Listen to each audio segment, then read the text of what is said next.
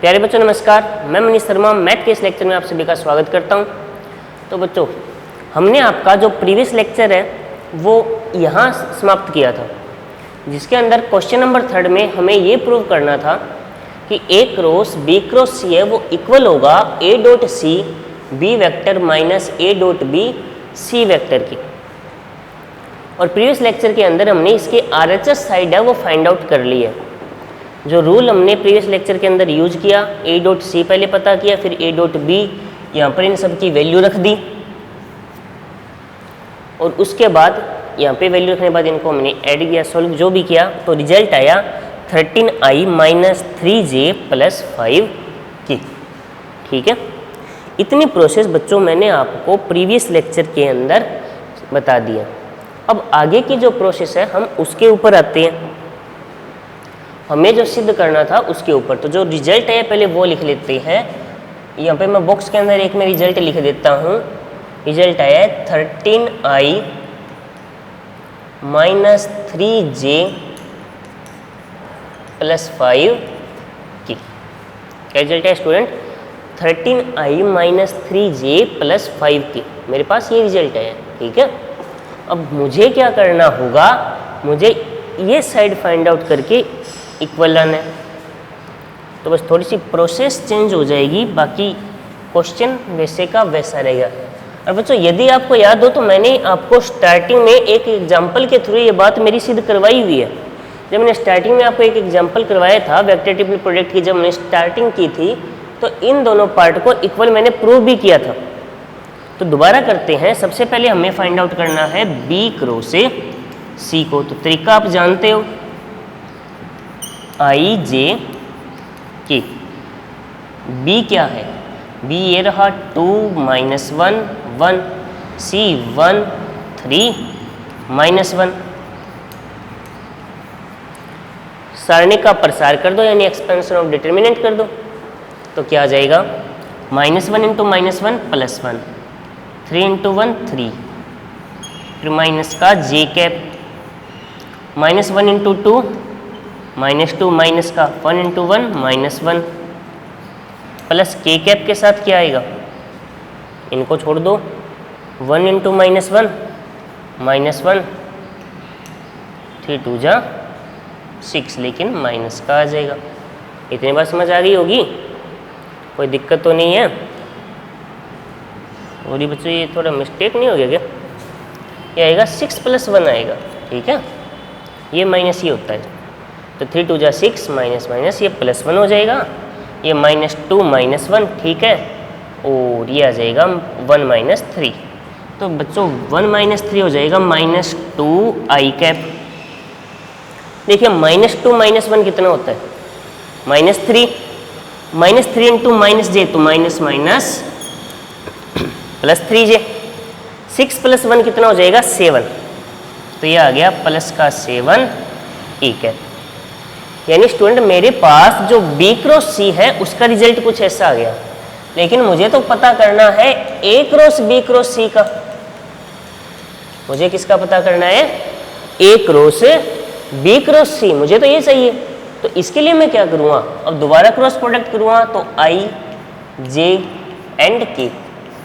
सबसे पहली बारी आएगी ए वेक्टर की। ए है 1 1 माइनस 2, यहाँ से जो एक कंपोनेंट है 1 1 माइनस 2, और बी क्रॉस सी कितना है? माइनस 2 3 7। सोल्व करते हैं। फर्स्ट रो से प्रसार कर दीजिए एक्सपेंशन जो भी आपको। 7 इंटू 1 7, माइनस माइनस 6, तो माइनस माइनस प्लस 6, फिर जे क्या पता है बच्चों हमेशा माइनस का। 7 इंटू 1 7, माइनस प्लस 4, तो ये हो जाएगा minus 4, plus K cap 3 plus 2।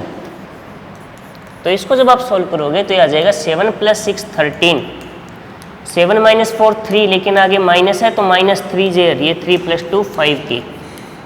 तो बच्चों एक बार आप इन दोनों जो बॉक्स, जिन्हें आप डिब्बा भी कह सकते हो, उनके ऊपर एक बार नजर डालिए। इन दोनों के अंदर वाली जो वैल्यू है, दोनों के अंदर वाले मान है, वो एक जैसे हैं या अलग अलग है? वो एक जैसे हैं या अलग अलग है? तो आपका जवाब क्या होना चाहिए भी? दोनों एक जैसे आ रही है नहीं आ रही? इससे क्या रिजल्ट बन जाएगा कि ये जो दोनों साइड है वो इक्वल होंगी, यानी ए क्रॉस बी क्रॉस सी को इस फॉर्मेट के अंदर भी लिखा जा सकता है। तो बताइए बच्चों, क्वेश्चन समझ आया या नहीं आया? यदि कोई बच्चा स्क्रीनशॉट लेना चाहे तो ले सकता है।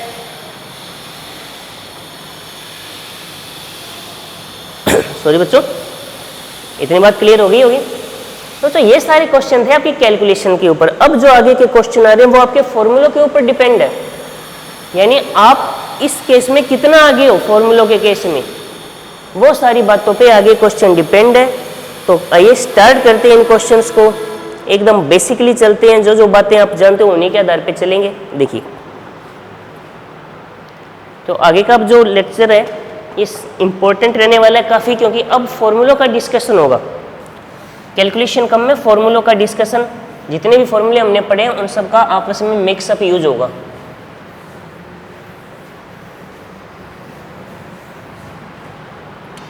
तो स्टार्ट करते हैं। तो क्वेश्चन नंबर 4, क्वेश्चन नंबर 4 हमें ये दिया गया है कि किसी वेक्टर ए वेक्टर के लिए सिद्ध कीजिए, प्रूव करना है I cap cross A vector cross I cap plus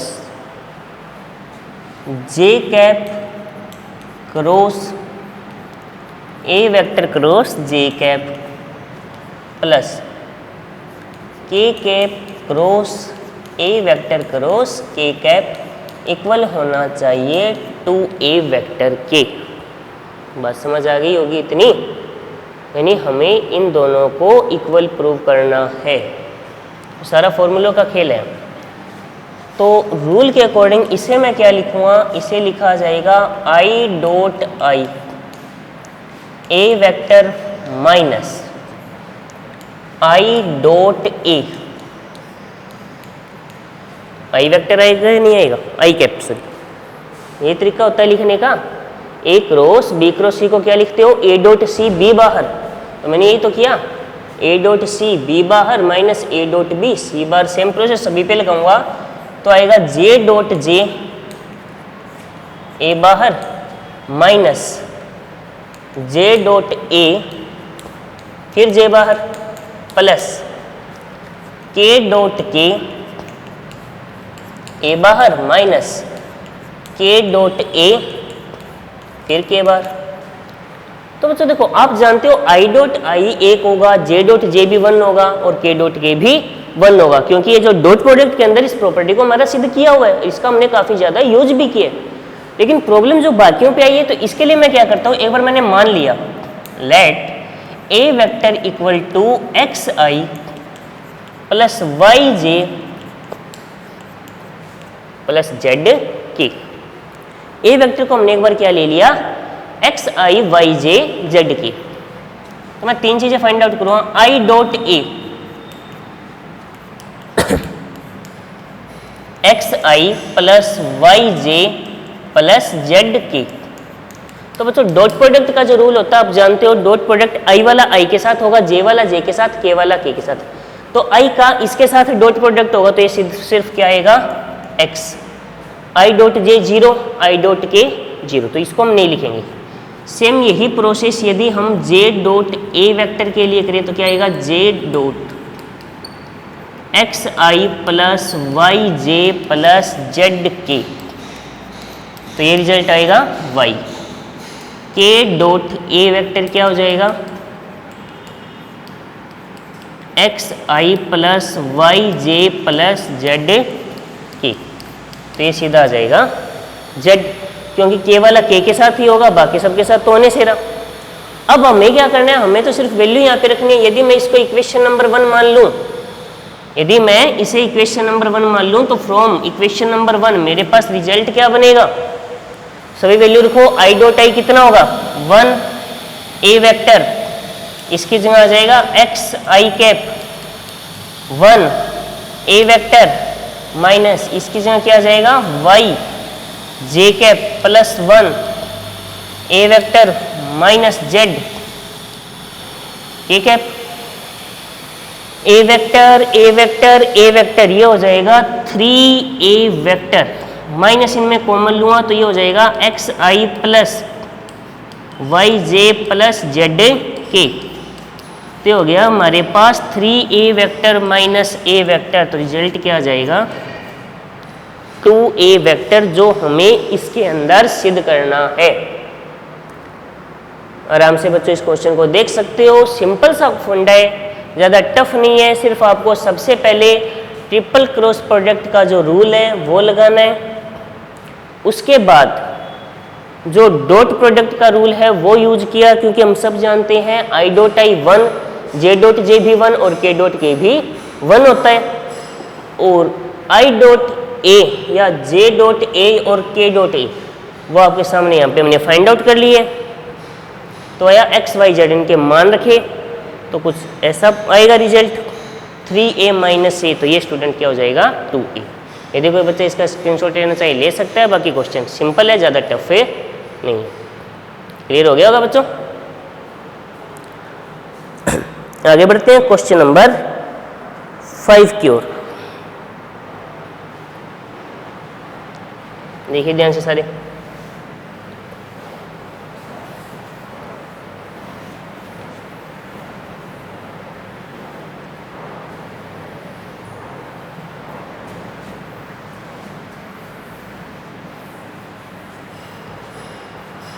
तो स्टूडेंट जो आपका क्वेश्चन नंबर 5 है प्रूव करना है आपको। क्वेश्चन नंबर 5 को आपको क्या करना है, प्रूव करना है।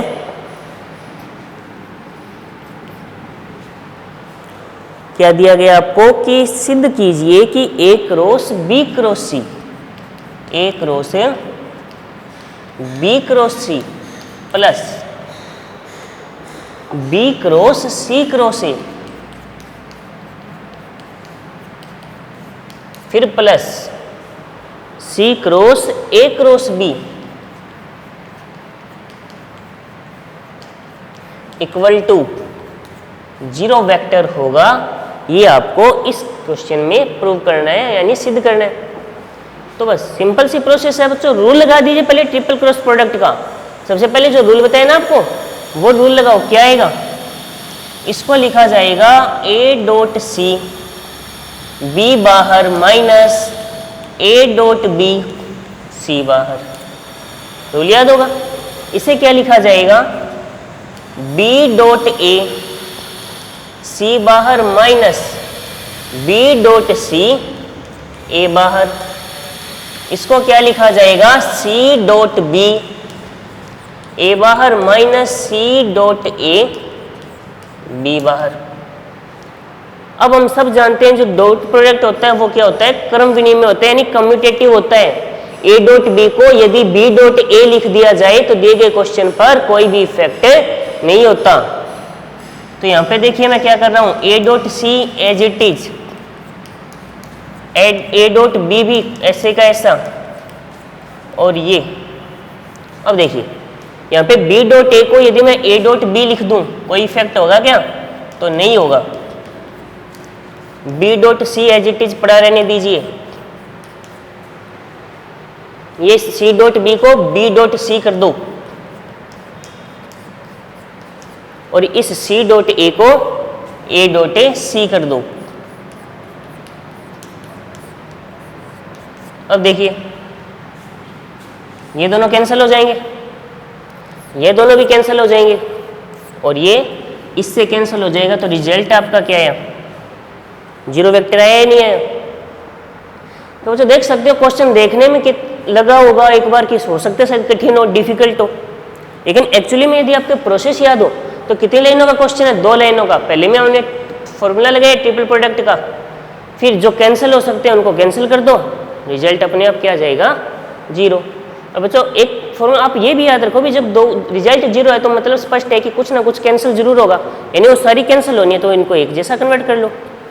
बात समझ आ गई होगी, कोई दिक्कत है, सिंपल सी प्रोसेस है बच्चों, होगी सॉल्व। आगे बढ़ते हैं क्वेश्चन नंबर 6। बच्चों क्वेश्चन नंबर 6 में मैं आपकी सिर्फ थोड़ी सी हेल्प करूंगा, बाकी प्रोसेस आप पे ही निर्भर है। तो देखिए क्वेश्चन नंबर 6 है कि सिद्ध कीजिए कि यदि ए बी सी समतलीय हैं, यानी जो आपके ए वेक्टर, बी वेक्टर और सी वेक्टर कोप्लेनर हो अर्थात समतलीय हो। तो अब यदि आपको एक बात याद आ रही है तो हमने कोप्लेनरिटी की यानी समतलीय होने की एक विशेष शर्त पढ़ी है। वो ये शर्त है कि यदि तीन वेक्टर कोप्लेनर होते हैं तो उनका जो स्केलर ट्रिपल प्रोडक्ट है वो सदैव क्या होता है, 0।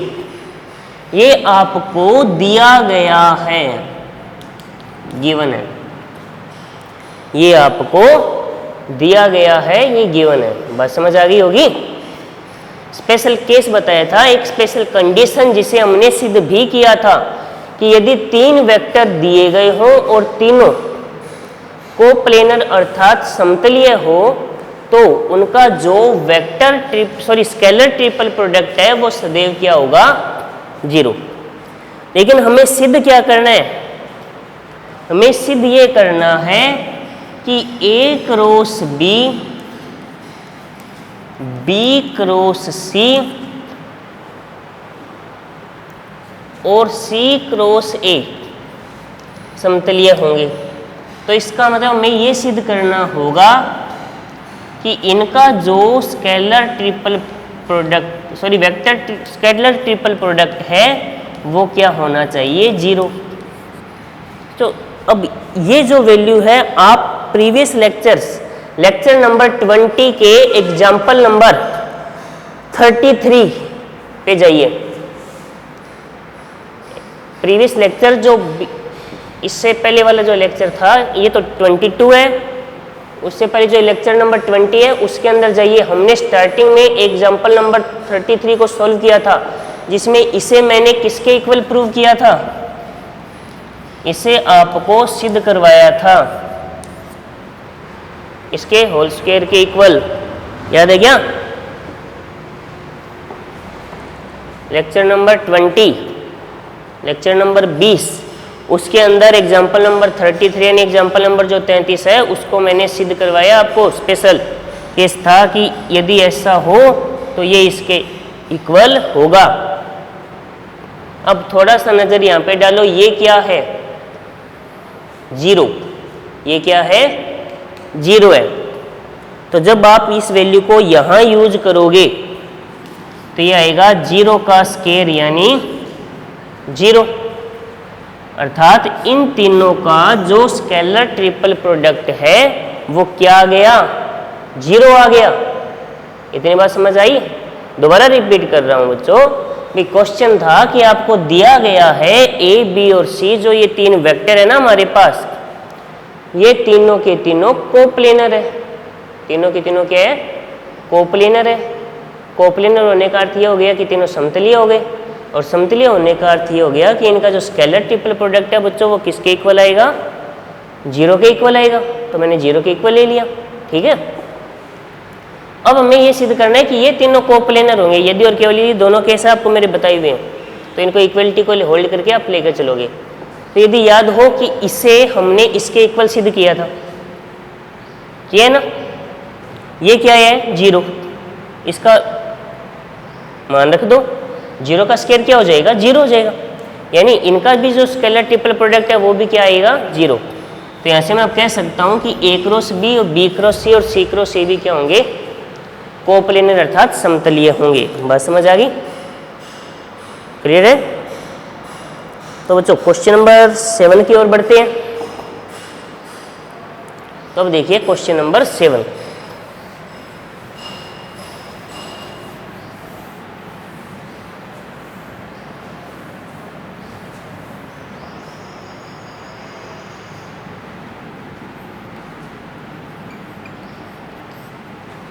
क्वेश्चन नंबर 7 है आपका, ये भी बच्चों सिद्ध करने वाली प्रोसेस है कि सिद्ध कीजिए A cross B cross C cross D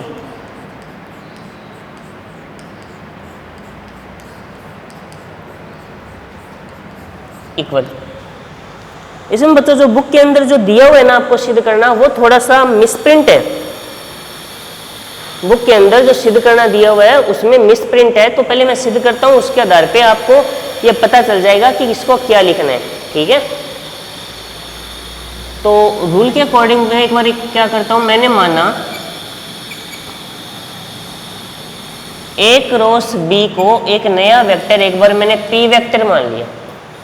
A cross B को बच्चों मैंने एक बार क्या मान लिया, एक नया वेक्टर है पी वेक्टर मान लूं, तो ये क्या बन जाएगा यहां पे रूल के अकॉर्डिंग पी क्रॉस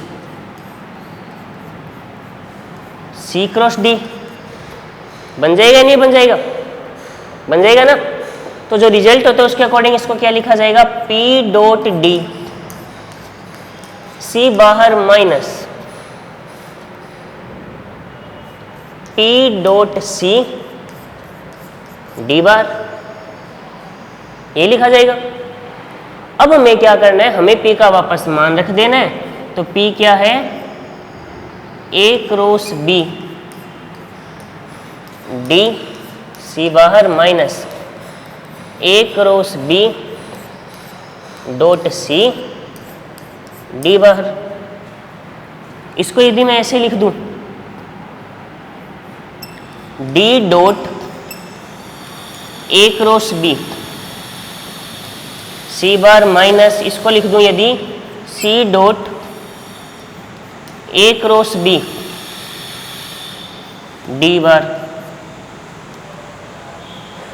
इसको देखो तो इसको क्या लिखा जा सकता है, इसको लिखा जा सकता है डी ए बी, सी बाहर माइनस, इसको लिखा जा सकता है सी ए बी डी बार। थोड़ा सा ढंग से अरेंजमेंट करता हूं, तो इसको डी ए बी को ए बी डी भी तो लिखा जा सकता है। सर्कल वाला रूल आपको बताया था प्रॉपर्टी में, तो रिजल्ट आएगा ए बी डी, यहाँ पे आएगा सी बाहर माइनस, इसको ए बी सी लिख दो, ये हो जाएगा ए बी सी डी बाहर। तो बच्चों ये आपको सिद्ध करना है, लेकिन बुक में क्या दिया हुआ है, ए बी सी सी बाहर। बुक में यहाँ पे लिखा हुआ है ए बी सी और यहाँ पे लिखा हुआ है a b d a c d d bar, तो बुक में थोड़ा सा मिसप्रिंट है, ठीक है। इसका एक्चुअली रिजल्ट ये होगा, आराम से देखिए, कोई डाउट है तो बताइए। क्लियर हो गया बच्चों, कोई डाउट नहीं है, सिंपल सी प्रोसेस है। बस एक बार ए क्रॉस बी को पी वेक्टर लगाओ, पहले तो स्केलर ट्रिपल प्रोडक्ट, सॉरी जो वेक्टर ट्रिपल प्रोडक्ट है ना आपका, उसका फॉर्मूला लगाओ, फिर P का मान रखो, फिर जो स्केलर ट्रिपल प्रोडक्ट है उसका फॉर्मूला लगा दो। क्लियर हो गया। तो बच्चों क्वेश्चन नंबर 8 करते हैं, फिर इस लेक्चर को फिनिश करते हैं, ठीक है। तो देखिए लास्ट क्वेश्चन आज के इस लेक्चर का, क्वेश्चन नंबर 8, स्क्रीनशॉट ले सकते हो, ठीक है। तो बच्चों इसको आगे बढ़ाते हैं।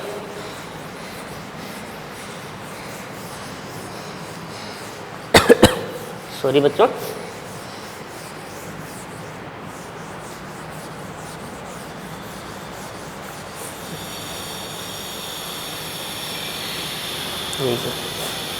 जो क्वेश्चन नंबर 8 है वो देखिए आपको क्या दिया गया है। क्वेश्चन नंबर 8 हमें ये दिया गया है कि दो सदिशों a और b के परिमाण क्रमशः √3 एवं 2 है, यानी a वेक्टर का जो मैग्नीट्यूड है वो √3 है और b वेक्टर का मैग्नीट्यूड है वो 2 है, ठीक है। और a डॉट b है √6, a डॉट b कितना है, √6। तो a और b के बीच का कोण बताइए। सिंपल सा क्वेश्चन है बच्चों, कोण फाइंड आउट करना है। तो कोस थीटा का फॉर्मूला क्या बताया गया है, a dot b magnitude of a magnitude of b, यानी √6 अपॉन √3, 2 ये कैंसिल हो गया, √3/2। तो थीटा यहाँ से आ जाएगा 30 डिग्री या π/6, कि कोस के अंदर √3/2 कितने डिग्री पर आता है, 30 डिग्री या π/6। क्वेश्चन क्लियर हो गया। क्वेश्चन नंबर बच्चों 9, सेम क्वेश्चन है। आपको क्या करना है, दो वेक्टर के बीच का एंगल फाइंड आउट करना है, कोण पता करना है, आप स्वयं करोगे। क्वेश्चन नंबर 10, सिंपल सा क्वेश्चन है। आपको ए का बी पर प्रोजेक्शन फाइंड आउट करना है। तो फॉर्मूला बता देता हूं, यदि दो वेक्टर दिए गए हों ए और बी उनमें से आपको ए का बी पर प्रोजेक्शन अर्थात प्रक्षेप ज्ञात करना हो तो उसका फॉर्मूला क्या होगा, ए dot b divide by b vector. तो जो क्वेश्चन आपको दिया गया है 9 और 10, तो जो सबसे पहले 9 में दिया गया है क्वेश्चन नंबर 9 के अंदर जो पहले दिया गया उसको ए मान लीजिए और जो बाद में दिया गया है उसको बी मान लीजिए। तो हो जाएगा i minus 2j plus 3k, i minus 2j plus 3k, और b वेक्टर हो जाएगा आपका 3i minus 2j plus k। A dot b निकाल के यहाँ रख दो, बी का मैग्नीट्यूड यहाँ रख दो, ठीक है। और सेम इसी प्रोसेस से आप क्वेश्चन नंबर 10, सॉरी बच्चों एक क्वेश्चन से मिस्टेक कर दी मैंने, गलत लिख दिया यहाँ पे, ए और बी की वैल्यू गलत लिख दी। इसके अंदर ए की वैल्यू है आई प्लस जे है, सॉरी इसके अंदर ए की वैल्यू आई प्लस जे है और इसके अंदर बी की वैल्यू है आई माइनस के माइनस जे, ये वैल्यू है 9 में। और 10 के अंदर ये वैल्यू और 11 के अंदर वैल्यू अलग अलग है, बाकी प्रोसेस यही है, ठीक है। तो आपको क्या करना होगा, पहले ए डॉट बी निकालना है और उसके डिवाइड में बी का मैग्नीट्यूड, तब आपका ए का बी पर प्रक्षेप यानी उसका प्रोजेक्शन आ जाएगा। तो बच्चों आज के इस लेक्चर को हम क्वेश्चन नंबर 11 तक समाप्त कर रहे हैं, ठीक है। आपके 13.5 के क्वेश्चन नंबर 11 तक बच्चों कंप्लीट होते हैं। बाकी के जो ये इस चैप्टर के कुछ 3-4 क्वेश्चन और बचे हैं वो नेक्स्ट लेक्चर में करेंगे, ठीक है बच्चों। तब तक के लिए टेक केयर, धन्यवाद।